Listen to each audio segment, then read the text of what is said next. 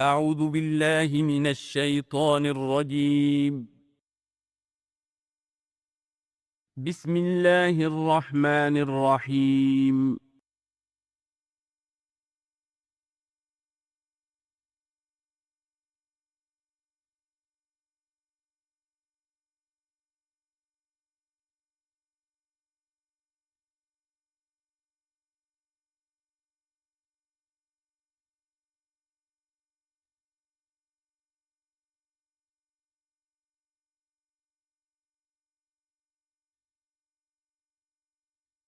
اعوذ باللہ من الشیطان الرجیم بسم اللہ الرحمن الرحیم وَلَقَدْ أَرْسَلْنَا نُوحًا إِلَىٰ قَوْمِهِ فَلَبِثَ فِيهِمْ أَلْفَ سَنَةٍ إِلَّا 50 عَامًا فَأَخَذَهُمُ الطُّوفَانُ وَهُمْ ظَالِمُونَ صدق اللہ العظیم۔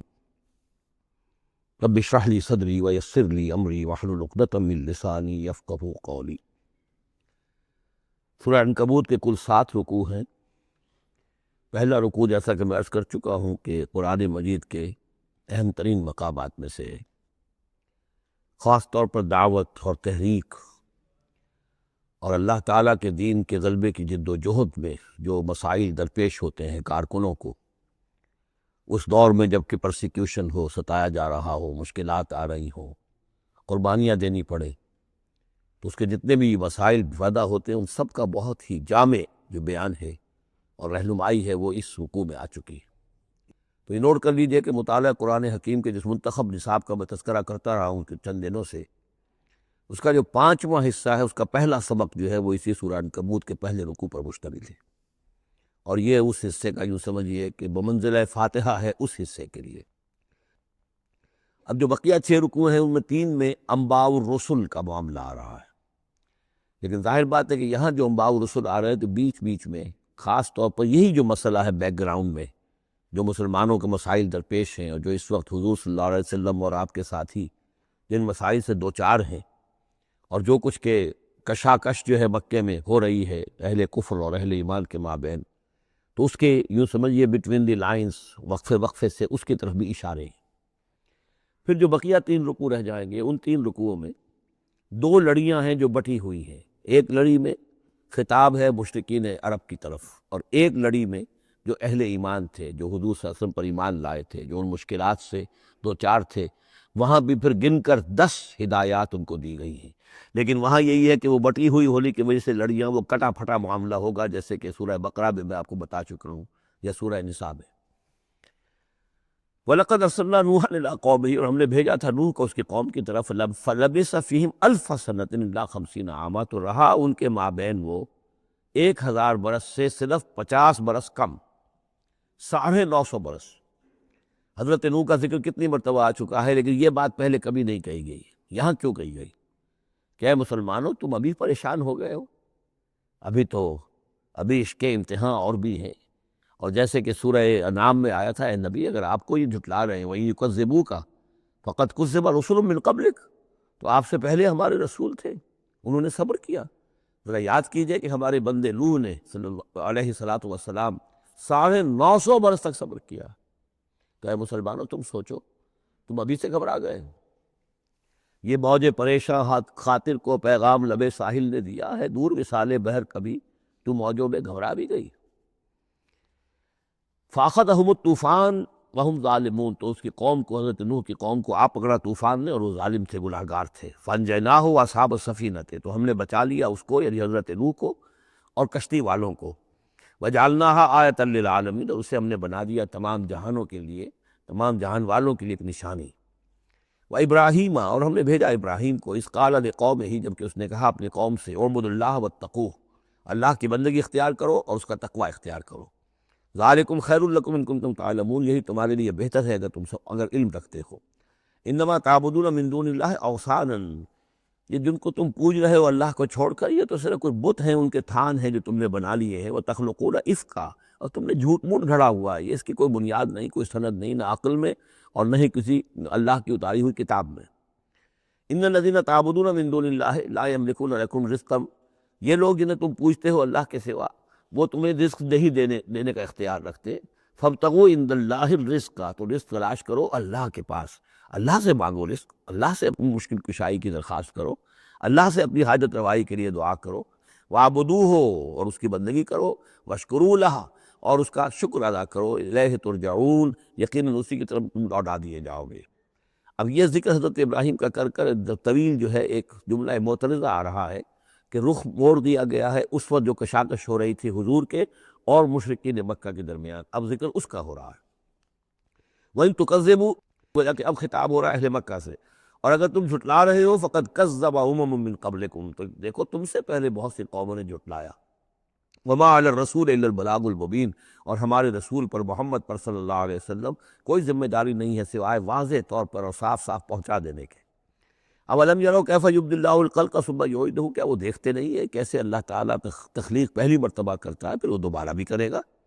ان ذلک علی اللہ یسیر، اور یہ اللہ تعالیٰ پر بہت آسان ہے۔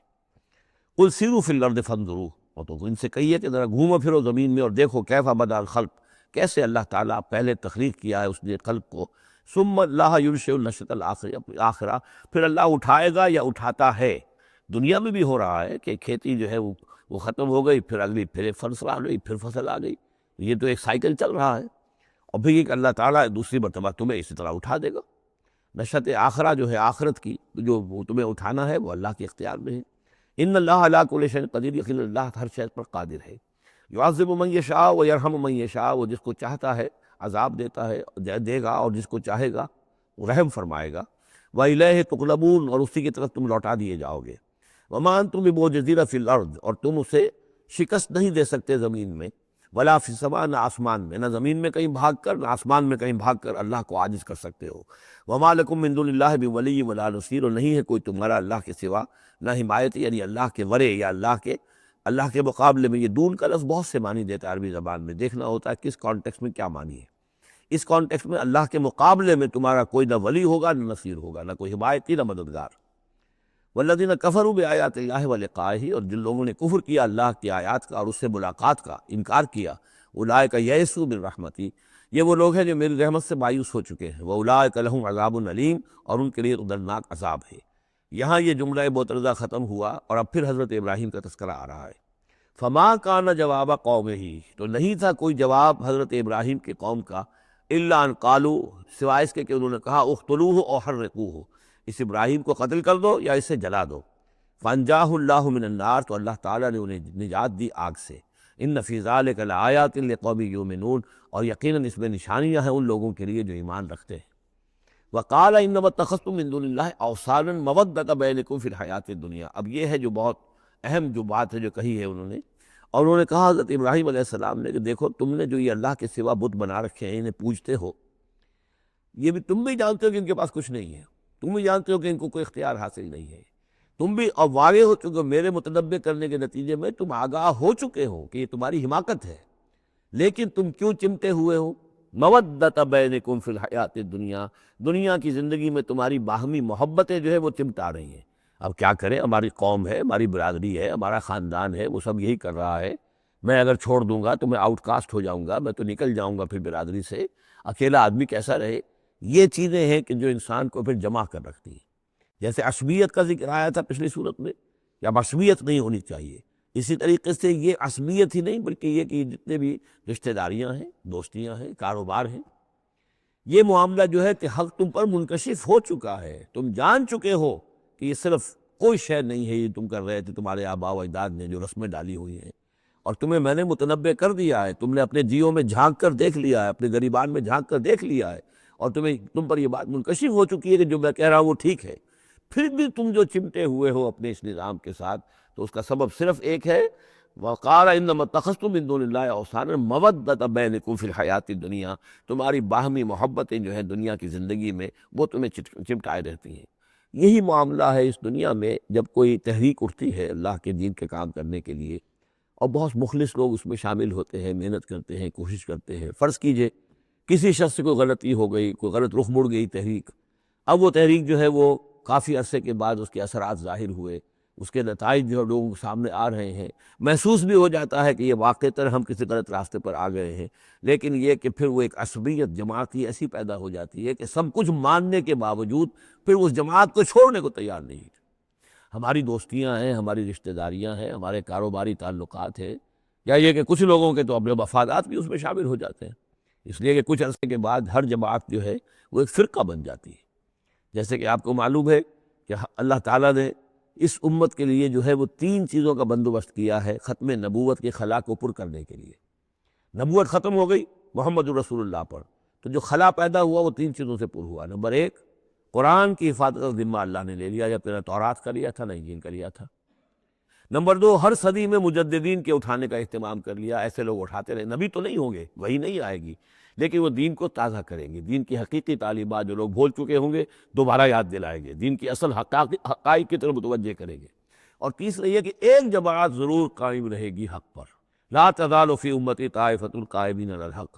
اب ہوتا کیا ہے، ایک صدی میں کوئی ایک مجدد اٹھا، اس نے محنت کی، کوشش کی، جد و جہد کی، کچھ لوگ اس کے گرد آ گئے، جمع ہو گئے، اعوان و انصار ہو گئے، وہ ایک جماعت بن گئے۔ لیکن یہ کہ اگلی نسل میں کیا ہوگا، یہ لوگ جو آئے تھے اس کے ساتھ، یہ تو آئے تھے فیس ویلیو پر اس کو قبول کرنے کے، یہ دعوت صحیح ہے، لیکن ان کی اولاد اب اس لیے چمٹ رہی ہے کہ ہمارے والد تھے اس جماعت میں، اب یہ عصبیت کا ایک سلسلہ شروع ہوا۔ تیسری نسل میں آ کر پھر یہ ہو جاتا ہے، اتنے عرصے میں اس جماعت کا ایک حلقہ بن گیا، اس کے آپس کے دوستیاں ہیں، تعلقات ہیں، لین دین بھی ہے، رشتہ داریاں بھی ہو گئی ہیں، لہذا وہ ایک فرقے کی شکل اختیار کر لیتے ہیں۔ اب اس فرقے کے ساتھ چمٹ کر لوگ رہتے ہیں، لیکن پھر اللہ تعالیٰ کسی اور کو اٹھاتا ہے، اور پھر کوئی اللہ کا بندہ جو ہے اسی کام کو اثر نو شروع کرتا ہے۔ یہی ہوتا آیا ہے، اسی لیے ہر صدی میں مجددین، اس لیے کہ تیسری نسل میں آ کر دعوت جو ہے وہ لازماً اس کے اندر خرابی پیدا ہو جاتی ہے۔ اس لیے کہ حضور نے بھی فرمایا، خیر امتی قرنی ثم الذین یلونہم ثم الذین یلونہم، بہترین میری امت کا دور تو ہے میرا اپنا دور، پھر وہ جو میرے بعد ہیں، اور پھر وہ جو ان کے بعد ہیں۔ تو 3 نسلوں کو آپ نے خیر قرار دیا ہے۔ اس کے بعد ظاہر بات ہے زوال آیا ہے، ہمارے ہاں بھی آیا ہے۔ جب حضور کی قائم کی ہوئی جماعت میں زوال آ گیا تو اور کون ہوگا بڑا سے بڑا شخص کہ جس کی قائم کی ہوئی کسی جماعت میں زوال نہ آئے۔ یہ تو چیزیں ہوتی ہیں، لیکن ہر شخص کو ہر وقت دیکھنا چاہیے کہ آج کے دور میں دین کا وہ کام کس کے حوالے اللہ نے کیا ہے، کس کو توفیق دی ہے جو صحیح طریقے پر اس کام کو کر رہا ہے، اور اس کا ساتھ دینا چاہیے۔ کسی جماعتی عصبیت، جس طرح کسی قبائلی عصبیت کے اندر مبتلا نہیں ہونا چاہیے، ایسے ہی کسی جماعتی عصبیت میں بھی مبتلا نہیں ہونا چاہیے۔ یہ ہے وہ اہم بات جو یہاں آئی ہے۔ قال انما اتخذتم من دون اللہ اوثانا مودۃ بینکم فی الحیاۃ الدنیا ثم یوم القیامۃ یکفر بعضکم بعضا ببعض، پھر قیامت کے تم ایک دوسرے کا انکار کرو گے، تم ابھی تو بڑی دوستیاں ہیں، بڑا گٹھ جوڑ ہے، وَيَلْعَنُ بَعْضُكُمْ بَعْضًا، تم میں سے بعض دوسروں کو لعنت کریں گے، وَمَأْوَاكُمُ النَّارُ، اور تم سب کا ٹھکانہ ہوگی آگ، وَمَا لَكُم مِّن نَاصِرِينَ، اور نہیں ہوگا کوئی تمہارے لیے مدد کرنے والے۔ فآمن لہ لوط، تو حضرت لوط ایمان لے آئے حضرت ابراہیم پر، وہ ان کے بھتیجے تھے۔ وقال انی مہاجر الی ربی، اور حضرت ابراہیم نے کہا میں اپنے رب کی طرف ہجرت کر رہا ہوں۔ وہ اپنا ملک چھوڑ کر چلے آئے شام کی طرف۔ قرآن مجید میں کہیں بھی پھر اس کے بعد یہ تذکرہ نہیں ملتا کہ ان کی قوم کا کیا حشر ہوا، پیچھے ان کو ہلاک کیا گیا، کیا ہوا واللہ عالم۔ انہ هو العزیز الحکیم، یقیناً اللہ تعالیٰ زبردست ہے، حکمت والا۔ ووہبنا لہ اسحاق و یعقوب، اور ہم نے اسے اسحاق جیسا بیٹا دیا، یعقوب جیسا پوتا دیا۔ وجعلنا فی ذریتہ النبوۃ والکتاب، اور پھر ہم نے اسی کی نسل میں، اسی کی اولاد میں نبوت اور کتاب رکھ دی۔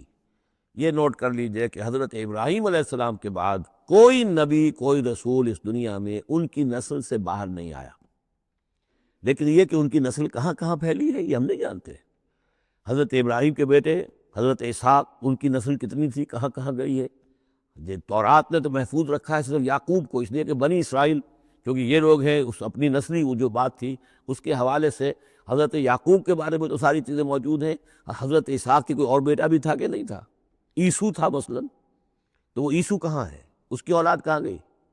اس طرح بنی قطورہ، کئی بیٹے تھے حضرت ابراہیم کے حضرت قطورہ سے، تو ان میں سے صرف ایک کا ہمیں تذکرہ ملتا ہے، وہ ہے حضرت شعیب جس نسل میں آئے ہیں، مریم کی اولاد، باقی کہاں گئے۔ تو اسی طریقے سے یہ کہ یہ جو در حقیقت یہ اولاد ابراہیم کہاں کہاں پھیلی ہے، جیسے کہ میرا گمان ہے کہ ہندوستان میں بھی آئی ہے۔ نہ صرف یہ کہ ہو سکتا ہے کہ حضرت اسحاق کی اولاد میں سے عیسو کی اولاد آئی ہو اور وہ یہاں پر آباد ہوئی ہو، لیکن یہ کہ ان کا تعلق بھی یہ خاص طور پر برہمن طبقہ جو ہے، میں سمجھتا ہوں کہ وہ اسی طریقے سے ابراہیم کی نسل سے ہے۔ برہمن ابراہیم سے تعلق رکھنے والا برہمن، تو یہ میں سمجھتا ہوں کہ لفظی جو ہے اس کے اندر مناسبت موجود ہے۔ واللہ عالم، یقین سے ہم نہیں کہہ سکتے، الا یہ کہ کوئی شخص ہسٹری کا اس کو اپنا ریسرچ کا موضوع بنائے، بڑا عالم ہو وہ لائبریریاں جو ہے کھنگالے اور پرانی تاریخیں دیکھے شاید۔ وَوَهَبْنَا لَهُ إِسْحَاقَ وَيَعْقُوبَ وَجَعَلْنَا فِي ذُرِّيَّتِهِ النُّبُوَّةَ وَالْكِتَابَ، ہم نے اسی کی نسل میں، اسی کی اولاد میں نبوت اور کتاب رکھ دی۔ طویل عرصے تک وہ نبوت و کتاب آتی رہی حضرت یعقوب کی اولاد میں، پھر آخری نبوت و رسالت حضرت اسماعیل کی اولاد میں۔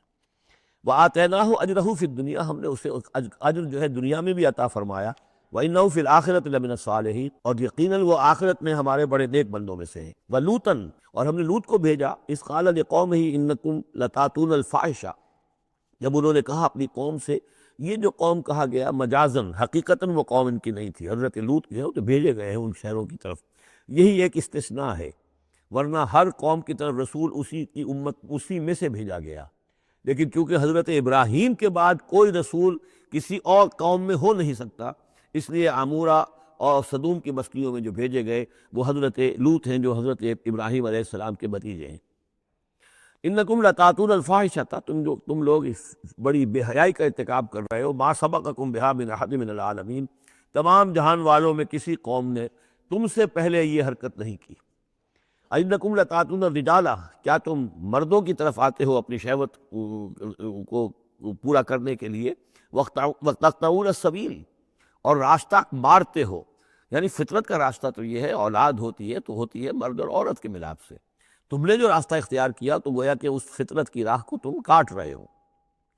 وَتَأْتُونَ فِي نَادِيكُمُ الْمُنكَرَ، اور تم اپنی مجلسوں میں یہ اس کا ارتکاب کرتے ہو، یہ ان کی بے حیائی کی اور ڈھٹائی کی انتہا ہو گئی تھی۔ فما کان جواب قومہ، تو نہیں تھا جواب اس کی قوم کا کوئی، الا ان قالوا، سوائے اس کے کہ انہوں نے کہا ائتنا بعذاب اللہ ان کنت من الصادقین، اے لوط اگر سچے ہو تو اللہ کا عذاب لے آؤ۔ قال رب انصرنی علی القوم المفسدین، تو انہوں نے حضرت لوط نے دعا کی پروردگار میری مدد فرما ان مفسدوں کے خلاف۔ ولما جاءت رسلنا ابراہیم بالبشریٰ، اور جب ہمارے جو ایلچی تھے یعنی وہ جو فرشتے آئے تھے انسانی شکل میں ابراہیم کے پاس بشرا لے کر، بشارت لے کر حضرت اسحاق کی ولادت کی، قالوا انا مہلکو اہل ہذہ القریہ، انہوں نے کہا کہ ہم ہلاک کرنے کے لیے بھیجے گئے ہیں ان بستی والوں کو، ان اہلہا کانوا ظالمین، یقیناً اس کے جو بستی والے جو ہیں، اس بستی کے لوگ رہنے والے وہ بڑے ظالم ہیں، گناہ گار ہیں۔ قال ان فیہا لوطا، حضرت ابراہیم نے کہا اس میں تو لوط بھی تو ہے اسی بستی کے اندر۔ قالوا نحن اعلم بمن فیہا، انہوں نے کہا ہمیں خوب معلوم ہے کہ کون کون ہے اس میں۔ لننجینہ اہلہ الا امرأتہ، ہم اسے بچا لیں گے، نجات دیں گے اس کو بھی، اس کے گھر والوں کو بھی، سوائے اس کی بیوی کے، کانت من الغابرین، وہ ہوگی رہ جانے والوں میں۔ ولما ان جاءت رسلنا لوطا، اور جب وہ ہمارے ایلچی جو ہیں وہ پہنچے حضرت لوط کے پاس، سیء بہم، ان کو دیکھ کر وہ پریشان ہوئے، وضاق بہم ذرعا، اور ان کا دل جو بہت تنگ ہوا، خوبصورت لڑکوں کی شکل میں آئے تھے۔ وقالوا لا تخف ولا تحزن، انہوں نے کہا نہیں آپ نہ کوئی خوف کھائیں اور نہ کوئی رنجیدہ ہو، انا منجوک واہلک، ہم تو آپ کو نجات دینے کے لیے آئے ہیں اور آپ کے گھر والوں کو، الا امرأتک، سوائے آپ کی بیوی کے، کانت من الغابرین، وہ پیچھے رہنے والوں ہی میں ہے۔ انا منزلون علی اہل ہذہ القریۃ رجزا من السماء، ہم نازل کرنے والے ہیں اس بستی کے رہنے والوں پر ایک آفت، ایک عذاب آسمان سے، بما کانوا یفسقون، بسبب اس فسق کے اور فجور کے اور گندگی کے جو وہ کر رہے تھے۔ وَلَقَدْ تَرَكْنَا مِنْهَا آیَةً بَيِّنَةً، اور ہم نے چھوڑ دیا اس میں سے، اس بستی میں سے کوئی نشانی جو ہے وہ اس وقت تک موجود ہوگی جب کہ قرآن نازل ہوا ہے، اسی لیے کہ قرآن کہتا ہے بار بار تم گزرتے ہو ان بستیوں کے کھنڈرات کے اوپر سے، بَيِّنَةً لِقَوْمٍ يَعْقِلُونَ، ان لوگوں کے لیے کہ جو عقل سے کام لے۔ وَإِلَىٰ مَدْيَنَ أَخَاهُمْ شُعَيْبًا، اور مدین کی طرف ہم نے بھیجا ان کے بھائی شعیب کو۔ فقال یا قوم اعبدوا اللہ، اور انہوں نے کہا کہ اے میری قوم کے لوگو اللہ کی بندگی کرو، وارجوا الیوم الآخرہ، اور دیکھو آخرت کے دن کی، قیامت کے دن کی انتظار میں رہو، امید میں رہو، وہ قیامت کا دن آ کر رہے گا۔ ولا تعثوا فی الارض مفسدین، اور زمین میں فساد مچاتے مت پھرو۔ فکذبوہ، تو انہوں نے اس کو جھٹلا دیا، فاخذتہم الرجفۃ، تو انہیں آ پکڑا ایک زلزلے نے، فاصبحوا فی دارہم جاثمین، تو وہ اپنے گھروں کے اندر پڑے رہ گئے اوندھے ہوئے۔ وعادا وثمودا، اسی طرح عاد اور سمود، وقد تبین لکم من مساکنہم، اور تمہیں معلوم ہے کہ ان کے مسکن کہاں تھے، تمہارے لیے واضح ہے کہاں رہتے تھے یہ، کہاں آباد تھے۔ وزین لہم الشیطان اعمالہم، اور شیطان نے ان کے لیے ان کے برے اعمال کو، مشرکانہ افعال کو مزین کر دیا تھا، اسی میں مگن تھے، خوش تھے۔ فصدہم عن السبیل، اور روک دیا تھا انہیں اللہ کے صحیح راستے سے، صراط مستقیم سے، جو صراط توحید ہے اس سے۔ وَكَانُوا مُسْتَبْصِرِينَ، حالانکہ وہ تھے بہت ہوشیار، بہت غور کرنے والے، سوچنے والے، بڑے دانشور تھے. لیکن یہ کہ یہ بڑے دانشور جو ہے کسی جگہ ایسا بھی ہوتا ہے، بہت بڑا عقل مند انسان جو ہے وہ اپنے ناک کے نیچے کے پتھر سے ٹھوکر کھاتا ہے. یہ اور اس کی سب سے بڑی مثال جو ہے وہ ہمارے آج کل کے سائنسدان ہیں. کتنی باریکیاں دیکھ رہے ہیں اس کائنات کی، سب کچھ دیکھ لیا، اللہ نظر نہیں آتا. کہاں سے کہاں دیکھ رہے ہیں، کتنی بڑی بڑی ٹیلیسکوپس ہیں، اور کتنے ٹریلین وہ لائٹ ایئرز کے اوپر دریافت کر رہے ہیں کہ نیا ستارہ وجود میں آ گیا. سب کچھ ہو رہا ہے، لیکن یہ کہ ان تمام چیزوں کو دیکھنے کے باوجود ان کا دماغ اللہ کی طرف منتقل نہیں ہوتا. یہ ہے کہ ایک طرف سے اندھے، ایک آنکھ کھلی ہے، ایک آنکھ اندھی ہے. تو اگرچہ وہ بھی تھے بڑے ہوشیار، مستبصرین، یعنی استبصار جو ہے یہ باب استفعال، دیکھنا، بڑے غور سے دیکھا کرتے تھے، مشاہدہ کرتے تھے، آبزرو کرتے تھے، سب کچھ تھے. باقی سب کچھ نظر آیا انہیں، ڈھونڈنے والا ستاروں کی گزرگاہوں کا اپنے افکار کی دنیا میں سفر کر نہ سکا. وہ ساری جو ہے وہ ستاروں کی گزرگاہیں جو ہے ان کی تحقیق ہو رہی ہے. لیکن یہ کہ میں خود کون ہوں، کہاں سے آیا ہوں، کہاں جا رہا ہوں، میری زندگی کا مال کیا ہے، اس کا مقصد کیا ہے؟ بس پیدا ہونا، کھانا پینا، جانوروں کی طرح رہنا اور ختم ہو جانا. Is that all? Is death the end of our existence? کیا موت پر ہمارے وجود کا خاتمہ ہو جائے گا؟ تو کیا زندگی ہوئی؟ عمر دراز مانگ کے لائے تھے 4 دن، 2 آرزو میں کٹ گئے، 2 انتظار میں. کتنا وقت تو گزر گیا، بچپن کے اندر ابھی فہم ہی نہیں تھا، لڑکپن ہے، اس کے بعد نوجوانی ہے، اس کے کچھ اپنے ہی اور جو ہے اس کی کیفیات ہوتی ہیں. جب ذرا ہوش اور شعور آیا ہے، ایک ذرا ہوش میں آنے کے خطا کار ہیں ہم، اور اس کے بعد پھر بڑھاپا آ گیا، اور اس کے بعد جو ہے نکلے کیلا یعلم من بعد علم شیئا. بس یہی زندگی ہے، یہ اشرف المخلوقات ہے، یہ مسجود ملائک کی زندگی یہ ہے؟ نہیں. اصل زندگی تو ہے تو اسے پیمانہ امروز و فردا سے نہ ناپ، جاویداں پہ ہمدماں ہر دم جواں ہے زندگی. وہ زندگی تو ابدی ہے. یہ تو اس کا چھوٹا سا حصہ علیحدہ کر کے ایک امتحانی وقفہ بنا دیا ہے. اسے ایک امتحانی وقفہ ہے، 3 گھنٹے کا نہیں، 30 سال کا صحیح، بس اس کے علاوہ کچھ نہیں. کوانٹیٹیو فرق ہے، کوالیٹیٹیو نہیں. وَقَارُونَ وَفِرْعَوْنَ وَحَامَانَ، اور ہلاک کیا ہم نے قارون کو بھی اور فرعون کو بھی اور حامان کو بھی. وَلَقَدْ جَاءَهُم مُوسَىٰ بِالْبَيِّنَاتِ، ان کے پاس موسیٰ آئے تھے واضح تعلیمات لے کر. فَاسْتَكْبَرُوا فِي الْأَرْضِ، انہوں نے زمین میں تکبر کیا. وَمَا كَانُوا سَابِقِينَ، لیکن یہ کہ وہ ہماری پکڑ سے بچ کر نکل جانے والے نہیں تھے، ہم سے آگے نہیں نکل سکتے تھے. فَكُلًّا أَخَذْنَا بِذَنبِهِ، ہم نے سب کو پکڑا ان کے گناہوں کی پاداش میں.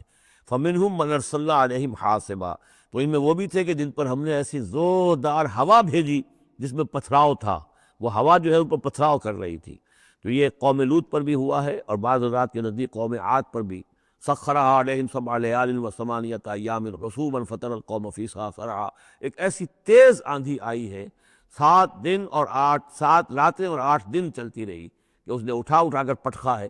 اور اس میں وہ کنکر بھی تھے، وہ بلٹس کا کام کر رہے تھے، جو چھوڑے اور سے بڑے پتھر تھے وہ کام کر رہے تھے میزائلز کا. تو یہ سب کے سب ہلاک ہو گئے. فمنہم من ارسلنا علیہ حاصبا ومنہم من اخذته الصیحہ، اور ان میں سے وہ بھی تھے کہ جن کو ایک چنگھار نے آ پکڑا. یہ سمود اور اہل مدین تھے. ومنہم من خسفنا به الارض، ان میں وہ بھی تھے کہ جنہیں ہم نے زمین میں دھسا دیا. یہ قارون کا معاملہ ہے جو سورہ قصص میں آ چکا ہے. ومنہم من اغرقنا، اور وہ بھی تھے جنہیں ہم نے غرق کر دیا. اور غرق کرنے کے 2 طریقے ہوئے. ایک تو یہ کہ جو قوم آباد تھی، قوم نوح جہاں تھی وہی غرق کیا، وہی کا وہی. لیکن یہ کہ ایک یہ ہے کہ فرعون کو اور اس کے فوج کو اور لاؤ لشکر کو ان کے محل سے نکال کر، ان کے شہروں سے نکال کر لا کر اور دریا سمندر میں غرق کیا. وما كان الله ليظلمهم، لیکن اللہ تعالیٰ ان پر ظلم کرنے والا نہیں تھا. ولكن كانوا انفسهم يظلمون، بلکہ یہ تو وہ خود اپنے اوپر ظلم کر رہے تھے. مثل الذين اتخذوا من دون الله اولیاء كمثل العنكبوت، یہ بھی اس حصے کی ان 3 رکوعوں کی بڑی اہم آیت ہے، تمثیل ہے. مثال ان لوگوں کی کہ جنہوں نے اللہ کے سوا کسی کو اپنا حمایتی بنا رکھا ہے. یہ حمایتی غیر مرئی بھی ہو سکتے ہیں، جیسے یہ ہماری دیوی ہے، یہ دیوتا ہے، یہ اس کی کرپا چاہیے، اس کی نظر کرم ہو. یہ ہمارے جو اولیاء اللہ ہیں، ذرا ان کی طرف سے اگر کچھ ہمیں فیض پہنچ جائے. اور یہ بھی ہوتا ہے دنیا میں بھی، مادی اعتبار سے بھی. اور یہ جو بھی کاز اینڈ ایفیکٹ کا سلسلہ، اس کے تحت بھی تو ہم آخر لوگوں کو اپنا دوست سمجھتے ہیں، یہ ہمارے حمایتی ہے، یہ ہماری مدد کریں گے. لیکن واقعہ یہ ہے کہ سوائے ایک اللہ کی دوستی کے باقی ساری دوستیاں جو ہیں وہ مکڑی کے جالے جتنی بس مضبوط ہیں، اس سے زیادہ نہیں ہے. مثل الذین اتخذوا من دون اللہ اولیاء کمثل العنکبوت، جن لوگوں نے اللہ کو چھوڑ کر کسی اور کو اپنا پشت پناہ اور مددگار بنایا ہے، کسی اور پر توکل ہے، کسی اور پر سہارا ہے، امریکہ ہماری مدد کرے گا۔ وہ جو کچھ 71 میں ہوا وہ آپ کو معلوم ہے، وہ بیڑا اس کا جہاز بھی آ رہا تھا، لیکن یہ کہ کوئی مدد ہماری نہیں کی گئی، کوئی نہیں ہے، کوئی کسی کا سہارا بننے والا نہیں ہے۔ سہارا تو اگر کوئی ہے تو وہ اللہ ہے، لیکن اس کو تم نے چھوڑ دیا، اس کو سہارا نہیں بنایا۔ مثل الذین اتخذوا من دون اللہ اولیاء کمثل العنکبوت اتخذت بیتا، یہ مکڑی بھی تو ایک گھر بناتی ہے، جالا بناتی ہے۔ وَإِنَّ أَوْهَنَ الْبُيُوتِ لَبَيْتُ الْعَنكَبُوتِ، اور سب جانتے ہیں کہ تمام گھروں میں سب سے زیادہ کمزور گھر وہ اس مکڑی کا گھر ہے۔ لَوْ كَانُوا يَعْلَمُونَ، کاش کہ انہیں معلوم ہوتا۔ إِنَّ اللَّهَ يَعْلَمُ مَا يَدْعُونَ مِن دُونِهِ مِن شَيْءٍ، اللہ خوب جانتا ہے کہ جس کو یہ پکار رہے ہیں اللہ کے سوا کوئی شے ہے ہی نہیں۔ وَهُوَ الْعَزِيزُ الْحَكِيمُ، اور وہ زبردست ہے حکمت والا۔ وَتِلْكَ الْأَمْثَالُ نَضْرِبُهَا لِلنَّاسِ وَمَا يَعْقِلُهَا إِلَّا الْعَالِمُونَ، اور یہ مثالیں ہیں کہ جو ہم لوگوں کے لیے بیان کرتے ہیں لیکن نہیں سمجھتے ان سے مگر وہی لوگ کہ جو علم رکھنے والے ہیں۔ خلق اللہ السماوات والارض، اللہ تعالیٰ نے آسمان و زمین تخلیق فرمائے، بالحق، حق کے ساتھ۔ ان فی ذلک لآیۃ للمؤمنین، یقیناً اس میں نشانی ہے اہل ایمان کے لیے۔ اب یہ جو بقیہ 3 رکوع ہیں 21ویں پارے میں آ رہے ہیں، یہ جیسا کہ میں نے کیا اس میں 2 لڑیاں ہیں بٹی ہوئی۔ ایک لڑی ہے خطاب اہل ایمان سے، یہاں ایک جگہ آپ کو مل جائے گا کہ براہ راست خطاب بھی ہے، یا عبادی الذین آمنوا، یا ایھا الذین آمنوا والا جو ہے کہ جو مدنی صورتوں میں جو خطاب کا صیغہ ہے وہ تو یہاں بھی نہیں آیا، لیکن براہ راست خطاب کیا ہے۔ لیکن یہ کہ اگر گنتی کریں گے تو کچھ 10 احکام اور دیے گئے ہیں ان لوگوں کو جو دین کے لیے کسی محنت کے اندر، جد و جہد میں، اس کو غالب کرنے کی کسی کوشش میں، اس کی تحریک میں، اس کی دعوت میں لگے ہوئے ہوں، اور اس میں ان کے لیے مصائب ہوں، مشکلات ہوں، تکالیف ہوں، پریشانیاں ہوں، تو ان کے لیے کیا ہدایات ہیں؟ سب سے پہلی ہدایت، 100 ہدایتوں کی ایک ہدایت، اتل ما اوحی الیک من الکتاب، تلاوت کرتے رہا کرو اس شے کی جو وحی کی گئی ہے آپ کی جانب کتاب میں سے۔ یہی ہم پڑھ چکے ہیں سورہ کہف میں بھی، وَاتْلُ مَا أُوحِیَ إِلَيْكَ مِن کِتَابِ رَبِّكَ لَا مُبَدِّلَ لِکَلِمَاتِهِ وَلَن تَجِدَ مِن دُونِهِ مُلْتَحَدًا۔ وہی بات، سب سے بڑا سہارا بندہ مومن کا کیا ہے؟ اللہ پر جتنا یقین ہوگا، اللہ پر جتنا بھروسہ ہوگا، اللہ سے جتنا تعلق ہوگا اتنا ہی صبر کرے گا۔ وَاصْبِرْ وَمَا صَبْرُكَ إِلَّا بِاللَّهِ، اور اللہ کے ساتھ تعلق کا سب سے بڑے ذریعہ یہ قرآن مجید ہے۔ طرفوا بِأَيْدِيكُمْ وَطَرَفُوا بِيَدِ اللَّهِ، اس کا ایک سرا تمہارے ہاتھ میں ہے، ایک سرا اللہ کے ہاتھ میں ہے۔ القرآن حبل اللہ الممدود من السماء إلى الأرض، حضرت عبداللہ ابن مسعود کی روایت کردہ حدیث ہے، حضور نے فرمایا یہ اللہ کی رسی ہے، مضبوطی کے ساتھ تھام لو اس کو، یہ تنی ہوئی ہے زمین سے آسمان تک۔ تو واعتصموا بحبل اللہ جمیعا، تو اس کے لیے یہ کہ قرآن پڑھا کرو۔ اتل ما اوحی الیک من الکتاب واقم الصلاۃ، اور قرآن کے بعد نمبر 2 نماز قائم کرنا۔ یہ نماز جو ہے اقم الصلاۃ لذکری، یہ سورہ طٰہٰ میں ہم پڑھ آئے ہیں، حضرت موسیٰ کو پہلی وحی ہو رہی ہے، پہلی گفتگو ہو رہی ہے کوہ طور پر، اقم الصلاۃ لذکری ان الصلاۃ تنہیٰ عن الفحشاء والمنکر، یقیناً یہ نماز روکتی ہے بے حیائی کے کاموں سے بھی اور برے کاموں سے بھی۔ وَلَذِکْرُ اللّٰہِ اکبر، اور جان لو اللہ کا ذکر سب سے بڑی شے ہے۔ یہاں ذکر کو علیحدہ نہ سمجھیں، یہی ذکر ہے۔ قرآن جو ہے الذکر ہے، ہم نے سورہ ہجر میں دیکھا الذکر انا نحن نزلنا الذکر وانا لہ لحافظون، تو ذکر میں سب سے پہلے قرآن ہے۔ نمبر 2 اقم الصلاۃ لذکری، نماز قائم کرو میری یاد کے لیے۔ قرآن تو ہے ہی مجسم ذکر، نماز ذکر کے لیے ہے۔ اور تیسری چیز کیا ہے؟ ادعیہ معصورہ ہیں محمد رسول اللہ صلی اللہ علیہ وسلم کی، زندگی کا ہر کام کرتے ہوئے دعا ہے۔ آپ بیت الخلاء میں داخل ہو رہے ہیں تو دعا ہے، نکل رہے ہیں تو دعا ہے، گھر سے باہر جا رہے ہیں دعا ہے، گھر میں داخل ہو رہے ہیں دعا ہے، شیشہ دیکھا ہے تو دعا ہے، کپڑے بدلے ہیں دعا ہے، ہر کام کیجئے، لیکن یہ کہ آپ کا اس وقت اللہ کے ساتھ ذہنی رشتہ قائم رہتا ہے۔ چوتھے نمبر پر جو بھی اور حضور نے فرمائے ہیں، یہ 33 مرتبہ سبحان اللہ اور 33 مرتبہ الحمدللہ اور اللہ اکبر، یہ بھی ذکر ہے۔ تو یہ تمام شکلیں ذکر کی ہیں، صرف کسی ایک شے کو ذکر نہ سمجھے ہمارے ہاں یہ بن گیا بس اللہ اللہ کر رہے ہیں تو ذکر ہے، نہیں، ذکر میں سب سے پہلے قرآن کی تلاوت ہے۔ اتل ما اوحی الیک من الکتاب واقم الصلاۃ ان الصلاۃ تنہیٰ عن الفحشاء والمنکر ولذکر اللہ اکبر واللہ یعلم ما تصنعون۔ ایک تو یہ ہدایت ہو گئی، اللہ خوب جانتا ہے جو تم کر رہے ہو۔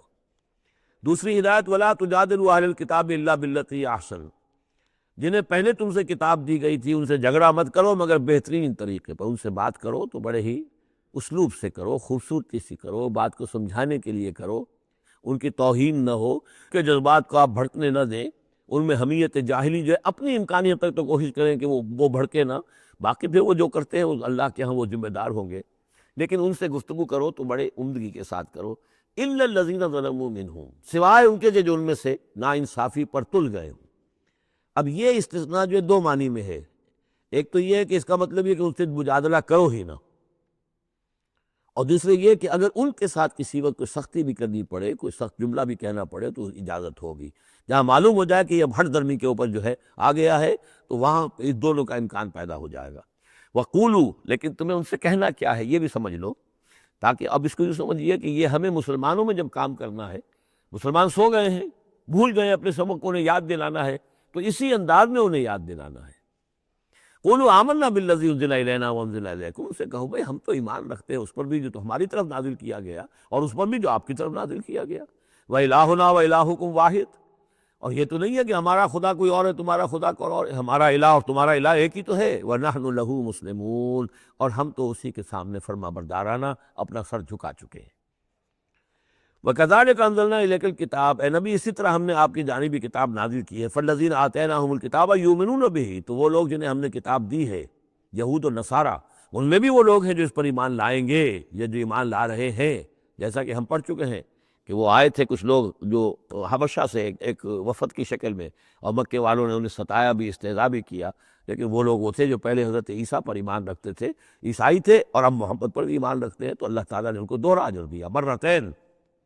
وَمِنْ هَؤُلَاءِ مَن يُؤْمِنُ بِهِ، اور ان میں سے یعنی مشرکین مکہ میں سے بھی بہت سے لوگ ہیں جو ایمان لائے ہیں اور ابھی لا رہے ہیں یا لائیں گے۔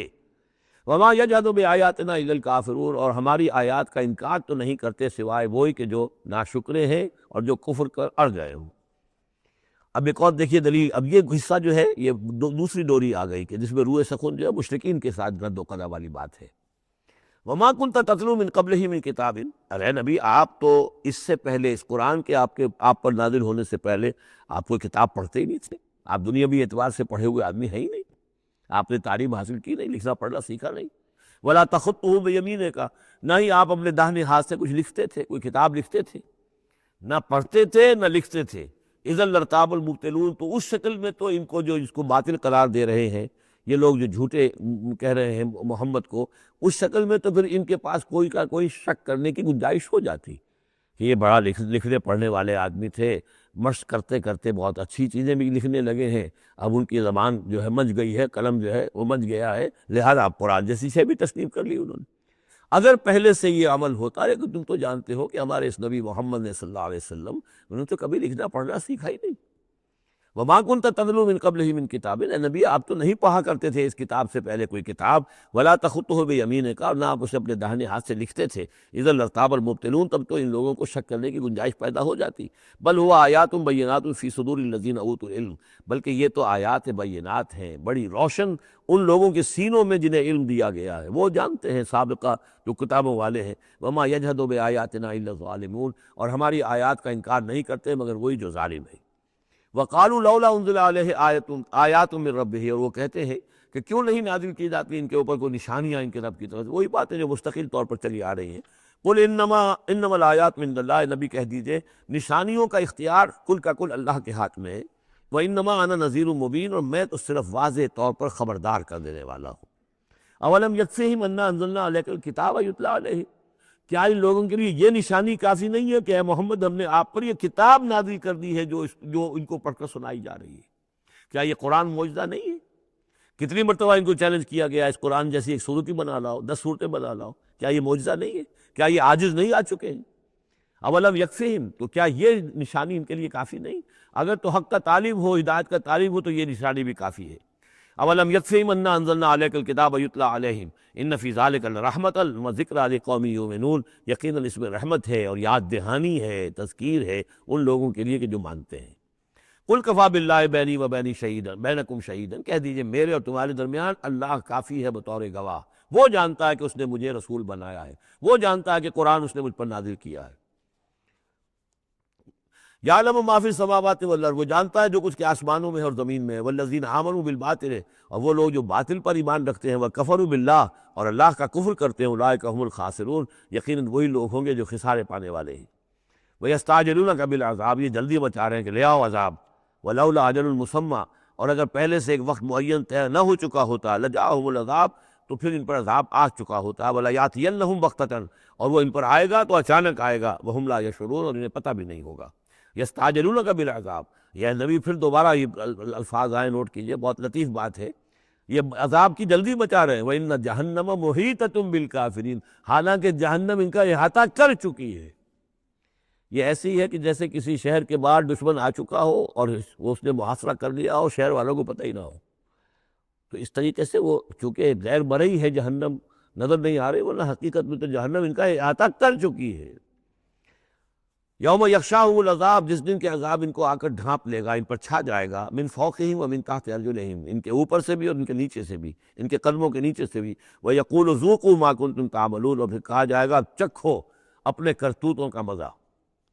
اب یہاں وہ تیسری ہدایت آ رہی، دو پہلے میں نے گنوائی تھی، اتل ما اوحی الیک من کتاب ربک من الکتاب واقم الصلاۃ ان الصلاۃ تنہی عن الفحشاء والمنکر ولذکر اللہ اکبر۔ دوسری ولا تجادلوا اہل الکتاب الا بالتی ہی احسن الا الذین ظلموا منہم۔ اب دیکھیے تیسری، یا عبادی الذین آمنوا ان ارضی واسعۃ فایایا فاعبدون، اے میرے وہ بندو جو ایمان لائے ہو۔ پورے مکی قرآن میں یہ آیت ہے براہ راست خطاب، یا آئے گی آگے چل کر یا عبادی الذین اسرفوا علی انفسہم، بس۔ یا ایھا الذین آمنوا، یہ مکی مدنی دور کی اصطلاح ہے۔ یا عبادی الذین آمنوا، بڑا اس میں جو ہے نا بڑی عنایت ہے، شفقت ہے، اے میرے وہ بندو جو مجھ پر ایمان لائے ہو، ان ارضی واسعۃ، میری زمین بڑی کشادہ ہے۔ کیا معنی ہے؟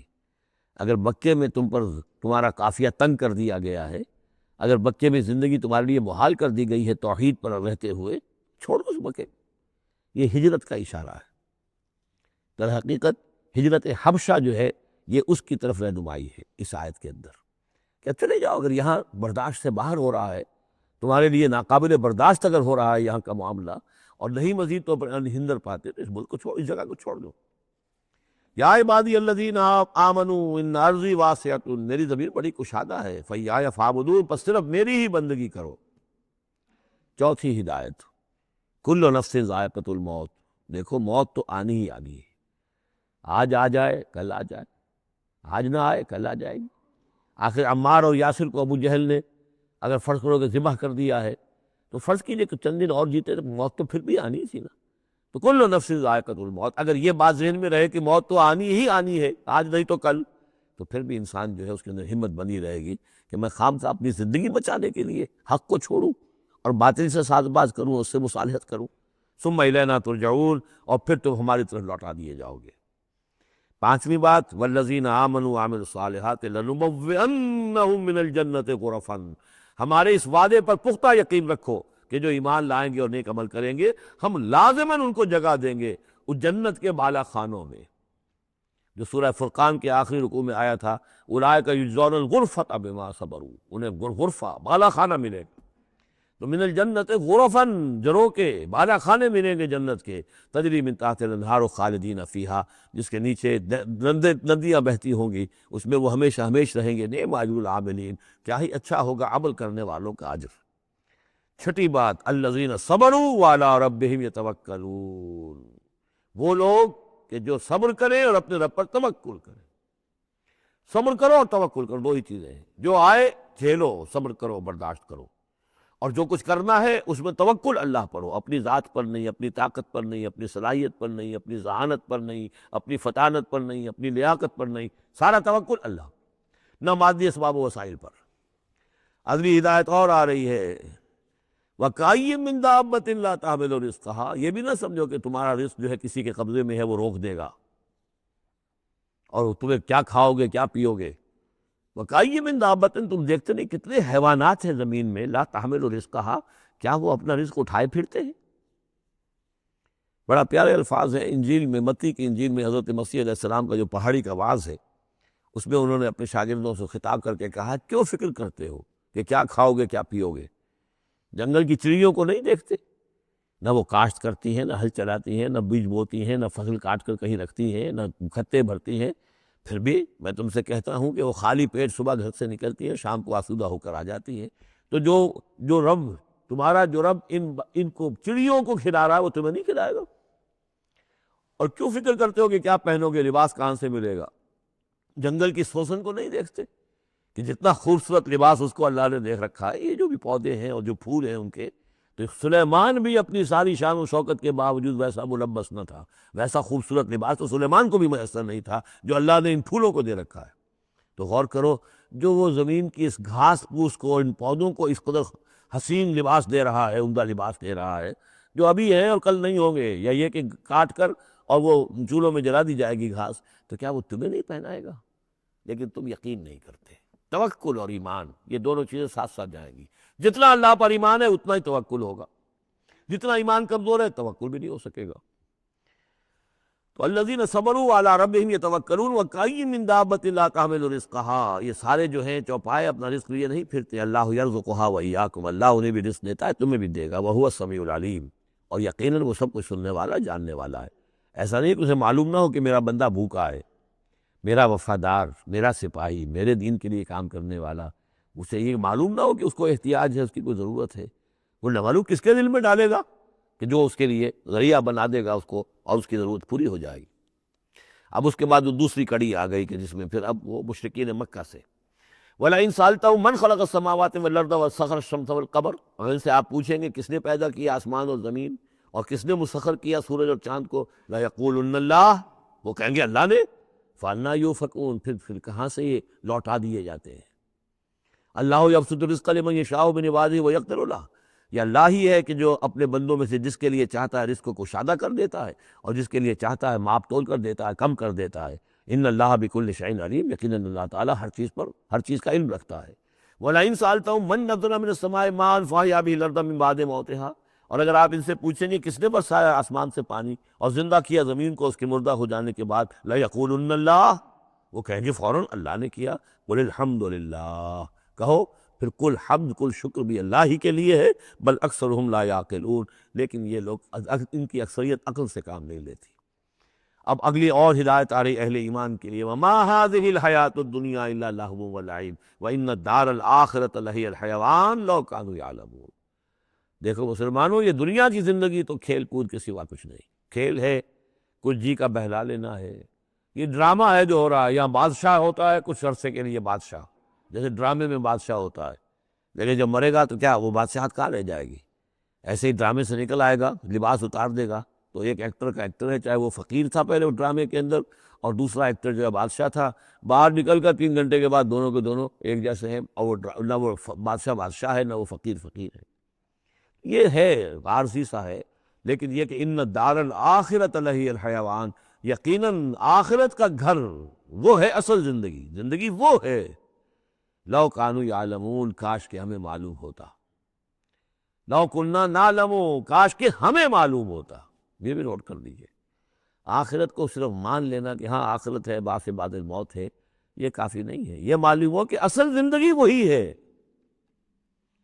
میں نے جو اس کی تشبیہ جو ہے بیان کی ہے بعض مواقع پر، کہ ایک کتاب ہوتی ہے، اس کا دیباچہ بھی ہوتا ہے، اس کا کوئی ضمیمہ بھی ہوتا ہے، چھوٹا سا ضمیمہ۔ ہمارا جو تصور ہے وہ یہ کہ اصل کتاب زندگی تو یہ دنیا کی زندگی ہے، ہاں ایک ضمیمہ اب لگا ہوا ہے آخرت کا، اس کی اہمیت ہمارے نزدیک اتنی ہے، ضمیمہ ہے بس، دنیا کی زندگی اصل زندگی ہے۔ ہونا کیا چاہیے کہ یہ دنیا کی زندگی تو دیباچہ ہے، اصل کتاب جو ہے وہ آخرت کی زندگی ہے۔ یہ ریشو پروپورشن کم سے کم، حالانکہ ویسے تو فائنائٹ اور انفائنائٹ کے درمیان کو ریشو پروپورشن ہو ہی نہیں سکتی، ایک لامحدود زندگی اور ایک محدود زندگی، کیا اس میں ریشو پروپورشن ہوگی؟ لیکن یہ کہ پھر بھی اگر کوئی کرنی ہے تو دیباچہ اور کتاب زندگی اصل موت کے بعد کھلے گی، یہ دیباچہ ہے، یہ مقدمہ ہے۔ ہم نے کیا سمجھا اصل زندگی کتاب زندگی یہ ہے، ہاں ایک ضمیمہ بھی اس کے ساتھ ہے جس کا نام آخرت ہے۔ فَإِذَا رَكِبُوا فِي الْفُلْكِ، پھر انہی مشرکین سے پھر خطاب ہو رہا ہے، اور یہ مضمون کئی بار آ چکا ہے۔ جب یہ سوار ہوتے ہیں کشتی میں، دعوا اللہ مخلصین لہ الدین، تو پھر یہ اللہ ہی کو پکارتے ہیں، اس کے لیے اپنی اطاعت کو خالص کرتے ہوئے. فلما نجاؤہم الی البر، اور جب اللہ تعالیٰ انہیں نجات دے دیتا ہے خشکی کی طرف، اذا ھم یشرکون، تو پھر یہ شرک کرنا شروع کر دیتے ہیں. لیکفروا بما آتیناہم، تاکہ یہ ناشکری کریں اور کفر کریں ہماری دی ہوئی نعمتوں کی، ولیتمتعوا، اور تاکہ بس مزے اڑا لیں. فسوف یعلمون، پھر یہ جان لیں گے. الہاکم التکاثر حتی زرتم المقابر کلا سوف تعلمون ثم کلا سوف تعلمون. اصل حقیقت تو اس وقت کھلے گی. اولم یروا انا جعلنا حرما آمنا، یہ پھر اہل ایمان سے کہا جا رہا ہے، کیا یہ دیکھتے نہیں کہ ہم نے حرم کو ان کے لیے امن کی جگہ بنا دیا ہے. وَيُتَخَطَّفُ النَّاسُ مِنْ حَوْلِهِمْ، اور لوگ جو ہے اچک لیے جاتے ہیں ان کے ارد گرد سے. باقی عرب کے اندر تو امن و امان تھا ہی نہیں. أَفَبِالْبَاطِلِ يُؤْمِنُونَ وَبِنِعْمَةِ اللَّهِ يَكْفُرُونَ، تو کیا یہ باطل پر ایمان رکھتے ہیں اور اللہ کی نعمت کا یہ کفران کر رہے ہیں. وَمَنْ أَظْلَمُ مِمَّنِ افْتَرَىٰ عَلَى اللَّهِ كَذِبًا أَوْ كَذَّبَ بِالْحَقِّ لَمَّا جَاءَهُ، اس شخص سے بڑا ظالم اور کون ہوگا جس نے کوئی چیز گھڑ کر اللہ کی طرف منسوب کر دی، اور اسی طرح وہ شخص کہ جس نے اللہ کی طرف سے آئے ہوئے حق کی تکذیب کر دی جبکہ اس کے پاس آیا. یہ دونوں ہم بدل جرم ہے. یعنی اگر میں جھوٹ موٹ قرآن جو ہے خود تصنیف کر کے اللہ کی طرف منسوب کر رہا ہوں تو مجھ سے بڑا ظالم اور گناہ گار کوئی نہیں. لیکن یہ بھی سوچ لو، اگر واقعتاً یہ اللہ کا کلام ہے جو میں تمہارے سامنے پیش کر رہا ہوں اور تم اس کی تکذیب کر رہے ہو تو تم سے بڑا ظالم کوئی نہیں. الیس فی جہنم مثوی للکافرین، تو کیا جہنم ہی میں ٹھکانہ نہیں ہے ان کافروں کا. اور آخری آیت جو ہے پھر اسی سیغے میں لنہدین والذین جاہدوا فینا، اہل ایمان کے لیے جوئی کے لیے گھبراؤ نہیں، پریشان نہ ہو. والذین جاہدوا فینا لنہدینہم سبلنا، وہ لوگ کہ جو ہماری راہ میں جہاد کریں، محنت کریں، کوشش کریں، جد و جہد کریں، قربانیاں دیں، احسار کریں، انہیں مطمئن رہنا چاہیے. ہمارا پختہ وعدہ ہے، مؤکد وعدہ ہے، ہم لازماً ان کی رہنمائی کریں گے اپنے راستوں کی طرف. لَنَهْدِيَنَّهُمْ سُبُلَنَا وَإِنَّ اللَّهَ لَمَعَ الْمُحْسِنِينَ، اور یقیناً اللہ تعالیٰ ساتھ ہے اہل احسان کے، جو اللہ تعالیٰ کے پر ایمان اور یقین اس درجے کا رکھتے ہوں اور اس کے لیے تن من دھن لگانے کے لیے تیار ہو، تو اللہ ان کے ساتھ ہے. یعنی اللہ کی نصرت ساتھ ہے، اللہ کی مدد ساتھ ہے، اللہ کی تائید ساتھ ہے. سورۃ الروم، بسم اللہ الرحمن الرحیم. الف لام میم، غلبت الروم فی ادنی الارض وهم من بعد غلبهم سیغلبون فی بضع سنین، للہ الامر من قبل ومن بعد ویومئذ یفرح المؤمنون بنصر اللہ ینصر من یشاء وهو العزیز الرحیم. وعد اللہ لا یخلف اللہ وعدہ ولکن اکثر الناس لا یعلمون. یہ سورہ روم جو ہے، اس میں آغاز میں جو مضمون آیا ہے وہ اس اعتبار سے بہت اہم ہے کہ ایک تاریخی پس منظر بھی ہے اس کا، اور ایک بہت بڑی پیشن گوئی تھی کہ جو ان آیات میں کی گئی تھی کہ جو پھر صحیح ایگزیکٹلی جیسے کہ پیشن گوئی اللہ نے کی تھی ان آیات میں وہ پوری ہوئی. یہ آپ ذہن میں رکھیے کہ بہت طویل عرصے تک، کئی 100 برس تک تاریخ کے اندر، جب یہ ایرانی امپائر بنی ہے کہ خسرو سے، سائرس سے کے زمانے سے 2500 سال پہلے جو بادشاہ تھا ذوالقرنین، تو ایک بڑی سلطنت یہ تھی، اور دوسری بڑی سلطنت جو تھی وہ سلطنت روما تھی. سلطنت روما کا سب سے بڑا حصہ تو خیر روم جو یورپ کے اندر تھا، لیکن یہ کہ یہ ترکی کا پورا علاقہ اور مغربی میڈیٹرینین کے ساتھ ساتھ جو ساحل ہے یہ ان کے پاس ہوتا تھا. ان دو حکومتوں میں جیسے سی سو ہوتا ہے، جھولا جھول رہی تھی تاریخ. کبھی ایرانیوں میں کوئی زوردار طاقتور بادشاہ اٹھا باصلاحیت، اس نے حملہ کیا اور رومیوں کو دھکیل دیا وہ یورپ کے اندر اور ایشیا خالی کرا لیا. کبھی رومیوں میں کوئی زبردست طاقتور کوئی بادشاہ اٹھا جو کہ جس کے اندر صلاحیت تھی، وہ آ کر ایرانیوں کو دھکیلتا ہوا پیچھے لے جاتا تھا. تو اس طریقے سے یہ سی سو جو ہے یہ کئی 100 برس تک جاری رہا. حضور کی بعثت کے زمانے میں ایسا معاملہ ہوا ہے کہ سن 614 میں، 602 سے لے کر 614 تک، اور حضور کی ولادت ہوئی 571 میں، یعنی جب حضور کی عمر 31 برس تھی اس سے لے کر اور 45 برس کی عمر تک ایک مسلسل جنگ چلی ہے ان دونوں کے مابین، روم اور ایران کی.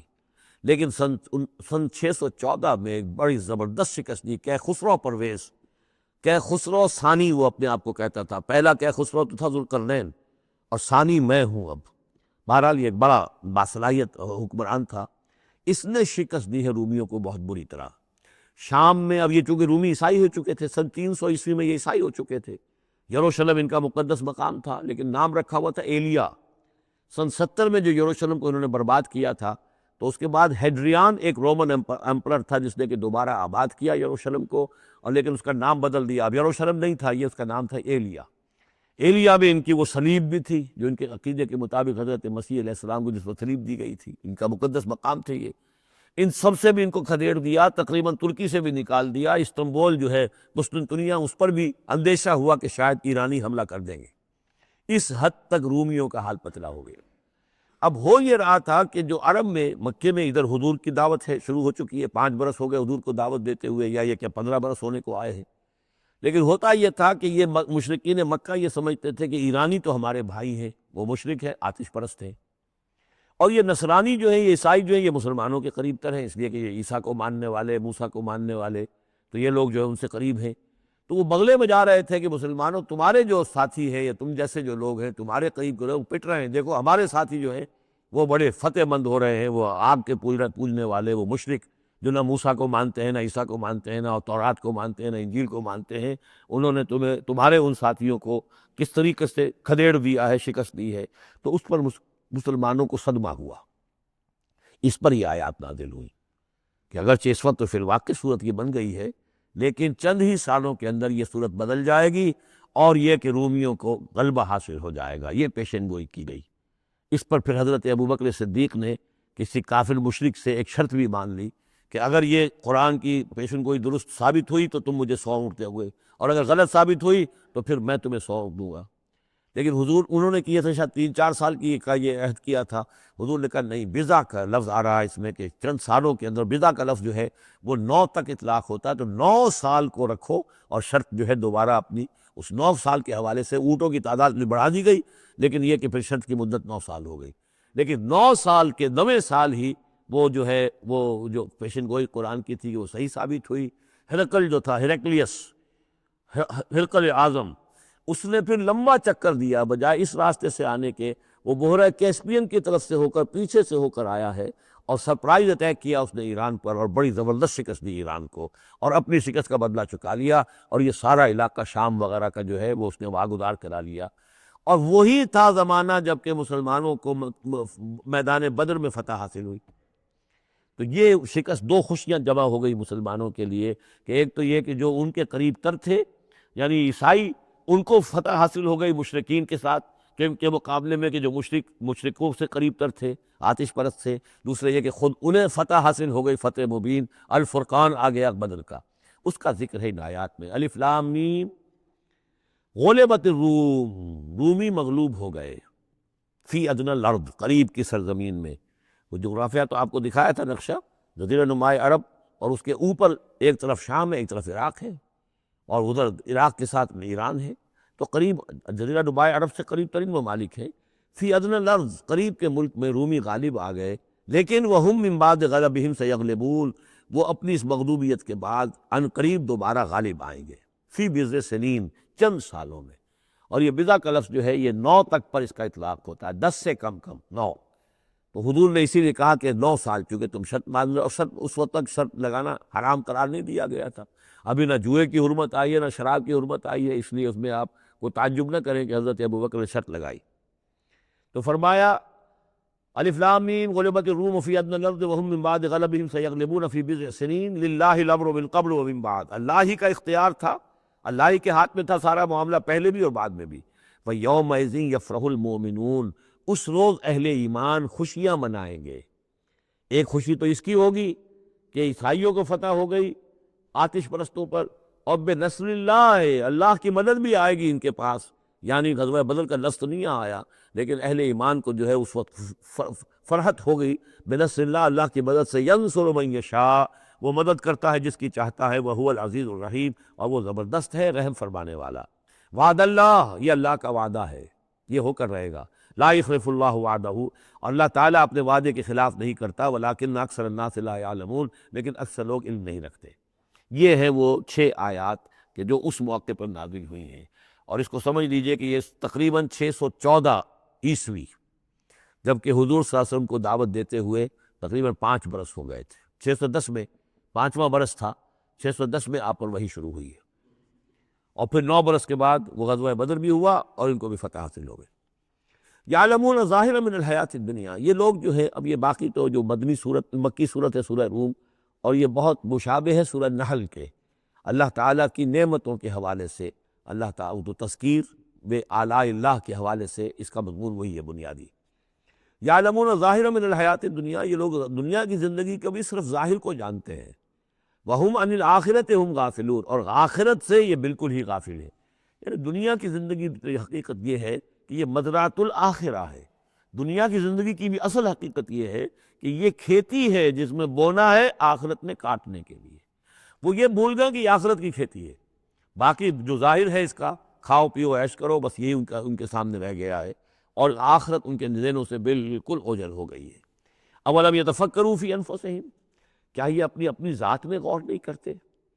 وان ما خلق اللہ السماوات والارض وما بینہما الا بالحق، نہیں پیدا کیا اللہ نے آسمانوں کو اور زمین کو، جو کچھ بھی ان دونوں کے مابین ہے، مگر حق کے ساتھ، واجل مسمى، اور ایک وقت معین تک کے لیے۔ یہ دائمی نہیں ہے، ہمیشہ رہنے والی نہیں ہے، اور یہ ایسے ہی کار عبث نہیں ہے۔ ربنا ما خلقت ھذا باطلا سبحانک فقنا عذاب النار وَإِنَّ كَثِيرًا مِّنَ النَّاسِ بِلِقَاءِ رَبِّهِمْ لَكَافِرُونَ، اور یقیناً بہت سے لوگ جو ہے اپنے رب سے ملاقات کا انکار کرتے ہیں۔ اولم یسیروا فی الارض فینظروا کیف کان عاقبۃ الذین من قبلہم، تو کیا یہ لوگ زمین میں گھومے پھرے نہیں ہیں کہ وہ دیکھتے کہ کیا انجام ہوا ان کا جو ان سے پہلے تھے۔ کانوا اشد منہم قوۃ، وہ کہیں زیادہ تھے شدید ان کے مقابلے میں قوت میں۔ وَأَثَارُوا الْأَرْضَ وَعَمَرُوهَا، اور انہوں نے زمین کو کاشت کیا اور اس کو آباد کیا، اکثر مما عمروها، اس سے کہیں زیادہ جتنا کہ انہوں نے آباد کیا ہے۔ وجاءتهم رسلهم بالبینات، اور ان کے پاس بھی آئے تھے ان کے رسول کھلی نشانیاں لے کر اور واضح تعلیمات لے کر۔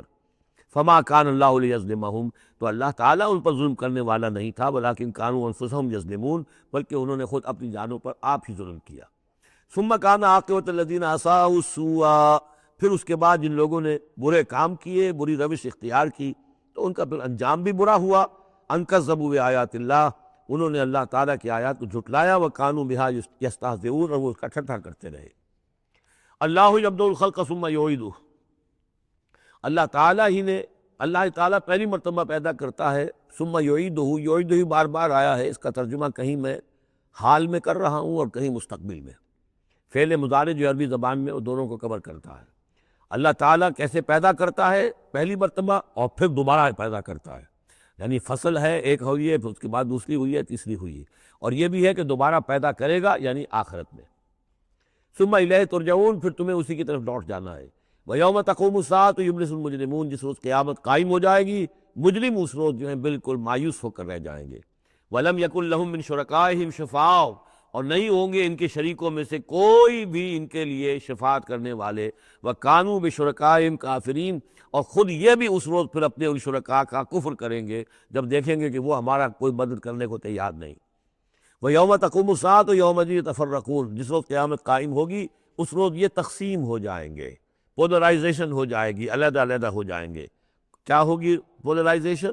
فَأَمَّا الَّذِينَ آمَنُوا وَعَمِلُوا الصَّالِحَاتِ فَهُمْ فِي رَوْضَةٍ يُحْبَرُونَ، وہ لوگ جو ایمان لائے تھے اور جنہوں نے نیک عمل کیے تھے وہ ہوں گے باغ میں، اور وہاں ان کی آؤ بھگت ہو رہی ہوگی، تواضع ہو رہی ہوگی۔ وَأَمَّا الَّذِينَ كَفَرُوا وَكَذَّبُوا بِآيَاتِنَا وَلِقَاءِ الْآخِرَةِ، اور وہ لوگ جنہوں نے کفر کیا تھا اور ہماری آیات کو جھٹلایا تھا اور آخرت کی ملاقات کا انکار کیا تھا، فَأُولَٰئِكَ فِي الْعَذَابِ مُحْضَرُونَ، تو وہ عذاب میں حاضر کر دیے جائیں گے، پکڑے ہوئے گرفتار کر کے عذاب میں لا کر حاضر کر دیے جائیں گے۔ فَسُبْحَانَ اللَّهِ حِينَ تُمْسُونَ وَحِينَ تُصْبِحُونَ، یہ اسی انداز میں دیکھیے سورہ نحل میں یہ آیت آئی تھی، بس اور انعام میں بھی۔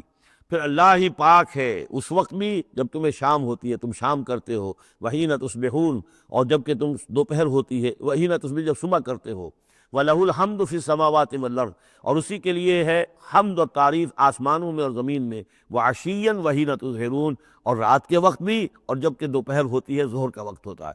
یہ بھی نمازوں کے اوقات ہی کے حوالے سے، صبح کے وقت کی نماز ہے، شام کے وقت کی نماز ہے، رات کی نماز ہے، ظہر کی نماز ہے۔ یخرج الحی من المیت، وہ نکالتا ہے زندہ کو مردہ سے۔ انڈا بے جان شے، اس میں زندگی کے کوئی آثار موجود نہیں ہے، اس میں سے چوزہ برآمد ہوتا ہے جاندار۔ ویخرج المیت من الحی، اسی طرح برزی سے انڈا برآمد ہوتا ہے، اور بھی بہت سی چیزیں کہ جو نکل رہی ہیں۔ ویحیی الارض بعد موتہا، اور وہ زندہ کر دیتا ہے زمین کو اس کے مرنے کے بعد۔ وَكَذَلِكَ تُخْرَجُونَ، اور اسی طریقے سے تم کو بھی نکال لیا جائے گا قبروں سے، زمین میں جہاں تم دفن ہوگے، جہاں تمہارے اجزاء تحلیل ہو چکے ہوں گے، لیکن اللہ تعالیٰ اسی طریقے سے اس مردہ زمین میں سے جیسے فصل نکال لیتا ہے تمہیں نکال لے آئے گا۔ بارک اللہ لی ولکم فی القرآن العظیم ونفعنی وإیاکم بالآیات والذکر الحکیم۔